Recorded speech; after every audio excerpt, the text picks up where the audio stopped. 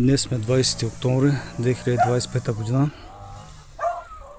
Тези домати съм ги отглеждал по съветите и препоръките на Венци Червенков от Ново село Пловдивско, за което искам да му благодаря искрено.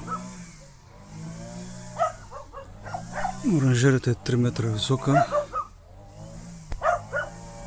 и към днешна дата все още има домат, цвят и берем за семейството си да се задоволяваме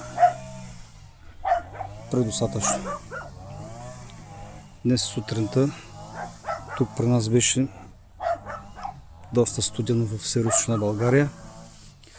Шумите отвънка бяха замръзнали, имаше лед по кофите с вода, но домата се чувства прекрасно. Това е другия край на оранжерията. Ето тук доматчета. Розова магия. Това тук е сандеро. Вътре има и ръгби. Има и нови борди.